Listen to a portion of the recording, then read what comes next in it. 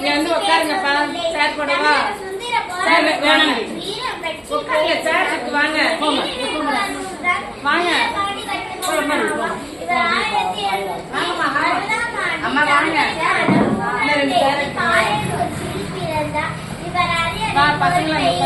சமயத்தில் ஆங்கிலேயருக்கு வரி செலுத்தும் சூழ்நிலை ஏற்பட்டது.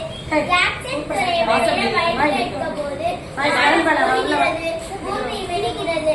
உனக்கு ஏன் கொடுக்க வேண்டுவது? எங்களோடு வயலுக்கு வந்தாயா? ஏற்றம் மிதித்தாயா? நாட்டியம் வைத்தாயா? கலைப்பறித்தாயா?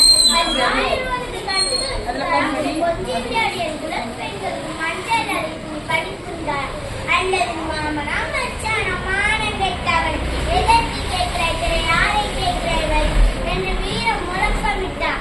கட்டபொம்மனின் வீரமும் விவேகமும் சுற்றியுள்ள அனைத்து மன்னர்களிலும் புகழ் பரவி மனதில் வீரத்தை விதைத்தது.